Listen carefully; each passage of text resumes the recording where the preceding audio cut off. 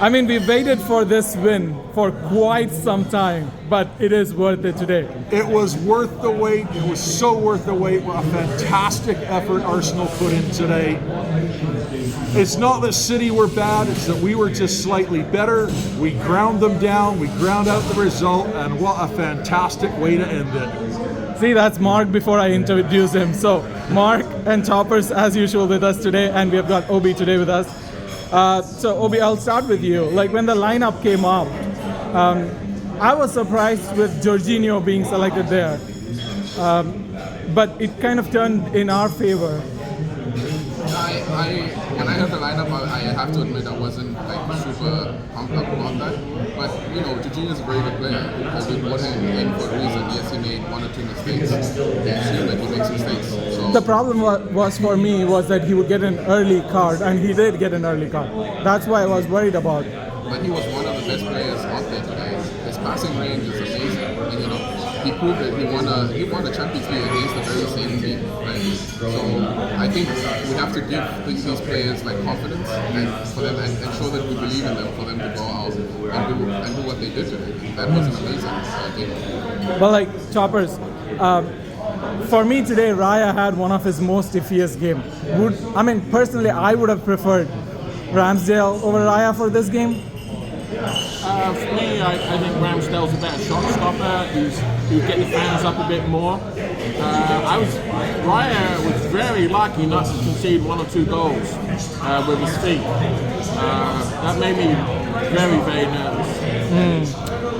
Also, like the red card, because you do referee games, so I have to ask you that, right? It is a red card. Cast iron red card. The FIFA referee's handbook has a long list of things that are called considerations. And under the red card considerations, you have at speed, and this was done at speed, out of control. He was off the ground, and the interpretation of off the ground is out of control. Leg fully extended. It was. Leading with the studs. He was. Directly into the opponent. It was. You only need one or two considerations to give the red card. We had 5. That was a cast iron red card. I can understand Oliver maybe not having a great look at it, issuing the yellow. I cannot understand how VAR failed to intervene. And that's the problem, right? How many more of these things need to happen for there has to be some kind of an action against these kind of decisions? There has to be. I mean, you compare that with Curtis Jones' red card last week against Tottenham. What was the difference between the two? The difference was this one was worse. With Curtis Jones, he actually got the ball first, but bounced over the ball straight into the guy's leg. And again, using the considerations, it was at speed, it was leg extended. Even though he got the ball, it was directly into the opponent. Studs first. That was a red card. And this guy one wasn't was going for the worse. ball. He was not going for the ball. And do you remember that the very same referee? He didn't give the red card. Then there was a second action against Declan Rice, which was a clear yellow card. Yep. Right? The same referee 2 seasons ago against Wolves, he carded Martinelli in a space of 10 seconds. Yeah, Twice. In a period of 10 seconds. So why did he not give the second? Well, I say it this way, and I'm sorry, but when does Pep ever complain about the referees or VAR? He doesn't, They because seem there's to get nothing the that breaks. goes against them. They seem to get the breaks of what United got in the 90s and 2000s. That's all I'm saying. Okay, so this is actually not the right question to ask, especially we won against them. But I'll ask you, all three of you. Are City one of the best teams in the Premier League? Like in era? Absolutely in the world. Like no, in the era, like how United were in the... Oh, yes. Oh, you mean Premier League history? Yes. They're one of the best. I think they're better than United's treble-winning team. Yes, absolutely. They not only have world-class players in all 11 starting positions, all of their bench are also world-class players. And we just beat them! That's what I was getting The at. only player they don't have like for like is Rodri. Yeah. In all other positions, they got like for like. They bought Even what's his, KDB, they've got like for like. they are not playing Calvin Phillips. Yeah, and He Calvin could- Phillips is a brilliant player, and he can't even crack the squad, let alone the field. The question I would have though is, every City fan will say this: you beat us with it because we didn't have Rodri. Now, I wonder, do we still beat them if they had Rodri? Well, by the same token, we didn't have Saka, Martinelli couldn't start, and Partey couldn't start. When, I was saying though, during this match, it would have been wonderful to watch their best 11 against our best 11. Oh, wouldn't it just? It Wouldn't was a it very just? intriguing match. it was actually like not a high scoring or a high shot match, but it was very interesting. It was. It was like a game of chess on the field. I've literally never seen any team control a game against Manchester City, the master of control, the way Arsenal just controlled the game today. I mean, in the second half, it was just pure Arsenal. Yeah, they couldn't get the ball off us, and when they did, we put up this wall. We put an absolute wall at the top of our box. They had, what did they have, one shot on target the whole match, and that was in the first minute. And I mean, do you think like our defenders would let Haaland go off their pockets when the game's over now? I think Holland is going to be struggling. Holland is going to be trying to get out of Saliba's pocket for the next 2 or 3 weeks. I mean, let's be honest. The two defenses for City and Arsenal are the best two in the league, without a doubt. We've also got the best two goalkeepers, both Man City and Arsenal as well. So we're equal there. When we play our best midfield, with their best midfield, we're equal there. But our centre forwards are not the same level what City have. No, I think defense-wise, I think they have a better defense. I'm not. We're close though. We're close, but they have a much better defense. I would not say much better. Yeah, Definitely not much. I mean, okay, player to player today, like I felt Rice was the best player on the pitch. Yeah, Yes, he was. And like to see that when Partey came in and they both like there has always been this talk because start of the season we were seeing Partey at right back, but now he came in as a midfielder and the team alongside Rice. and the team kind of performed much better with both of them on the You pitch. saw that in the Community Shield. But then Partey played more as a right back? Yeah, actually, we weren't playing with a right back or a left back in those games. We were playing a 3-4-3. 3-4-3. Maybe have it this position, this whole midfield thing that's really have maybe we should just put him up front. Because every time we played him up front, Yeah, and he did well. He got the assist today, and that was a really difficult takedown that he got, and he just laid it off. And what a lovely finish! Yes, it got a great lucky deflection, but you know what? If that deflection didn't happen, I think Martinelli curls that in the far corner anyway. Actually, I prefer the deflected goal because not only you score and you got the euphoria of all that, and you feel great, and you celebrate and everything, but that's even more deflating for a team to allow an own goal like that or a deflection. But the thing is like Martinelli did come off the bench and that's like a big boost for us right now. Yeah, it was. He lifted the whole team because he gave us something that we hadn't had before, which was a lot of width. Yes. So yeah, back to Martinelli, right? Like having him come back and Partey come back ahead of schedule. That's good for the team. Partey right now. was ahead of schedule. Martinelli was not. When Martinelli went out, we were only thinking 1 or 2 matches. He missed 5. But wow, did he look good today. When I saw the starting lineup today, I thought, geez, he's got no width.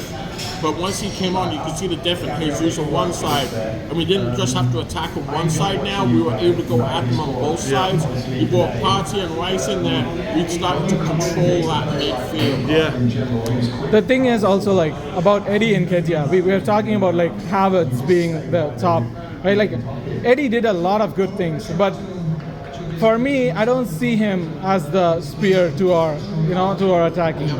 No, he's still young and he's still learning, but boy, he still has so far to go. You can see the improvement year to year. But that's not enough, right? Like for you're right, it's not enough. For a title chasing team against like the City team, it's not enough. You know, there's one thing I think a lot of us fans make a mistake about. We think that a title-winning team, every player has to be like 10 plus performance every week. It doesn't happen like that. You know, some players are going to have bad performances, some players are going to have good performances that we just don't see. Eddie was running himself ragged today. You know, he worked really, really hard, and that's what you need. in the team, you need someone like that who's going to lead the line, pressing and everything. So he didn't score, he didn't have an assist, but he did work his ass off. Has Nketiah improved his game? Absolutely. He's better ball playing. He's able to pass it off better. He's more industrious. Better hold up. But he's got to develop the end product. Strikers are there to score goals. Much like Lacazette in his last season. He passed the ball, he held it up, but he only banged in 4 or 5 goals. Yeah. We need Nketiah to polish his game. I think you can see some diamonds in the rough there, but those diamonds have to be polished. Fair point about him working his socks off today. He did. Yes. But how much did all that work offer? I mean, okay, let's compare just for this game. Let's compare Eddie to what Haaland did. Haaland didn't do anything. You're right. He didn't run. He didn't press. Yeah. He didn't win a ball. To be fair, get the ball. 1 or 2 balls in the hand. to be fair, they are different styles of players. I'm saying only in this game. Yeah, only in this game. Holland was a non-entity in this game, but that's what you expect from guys like Holland. And I say that advisedly. There really is no one like Holland. But these guys that are pure goal scorers, they are low-touch, high-reward players. Holland last year scored 36 league goals on an average of 17 touches per match. But coming back to the game, 3 points, unbeaten still in the league. Yep. And how do you guys feel after this? Well, it's brilliant because the Spartans fans are all licking their chops. They're all watching this match, thinking we're going to get rolled over 3, 4, 5-0. And now they look at that and go, oh shit. I mean, Spurs are not the yardstick that we should be going No, with. we're not. But it's nice to be up there, and sooner or later they're going to cave You in know the like they interesting always thing do. is, right? And Spurs fans will hate me for saying this. Good, so say it. The goals that we conceded in the Premier League were from our own goal. We conceded 6 Premier League goals. Yeah, 4 were self-inflicted. Self-inflicted. That means that if we don't concede those goals, right, we only concede like 2-3 goals in the Premier League. And we are then 8 wins out of 8 and 4 points clear at the top. And today, right, we proved that our game does not depend on the referee having crazy calls for us to win against the top teams. Yeah. Right? And we proved that we don't depend on the other players, the other team making mistakes in order for us to win the game. Right? Let's be honest, like, yes, Spurs played very well in the North London, but those They goals, didn't deserve to they win. didn't deserve to win that game. No. Well, they didn't win. They didn't deserve a tie But either. it felt like they won when they got that draw. Because after the Jorginho mishap, Yeah. they did nothing. Yeah. They literally did nothing to attack our goal. So I feel like, yes, we're not firing as much as we were last season for whatever reason, but we're still like 1 point out from where we were last season. But against that, in that Spurs match, you could see in the end of the second half we were starting to lose energy, and that's because of the midweek. Spurs got set back for the entire week. We played. Yes, that's true. That's true. But now that this is happening, the last question is like, do we focus on Premier League and let the other competitions like No, feel? absolutely not. We did that last year and it was abysmal failure. We try to win every match. Every single match we try to win. And here's the thing, like, it's I always ask myself, what is it about Liverpool City that made them go for all trophies, and playing essentially the same squad every game, right? Liverpool, when they went for the quadruple, no player got injured, they went the entire season playing the same squad. Yeah. Why can't we do that? Well, you develop a rhythm, which is what City did last year at the end. They got into that rhythm and they won the trophy.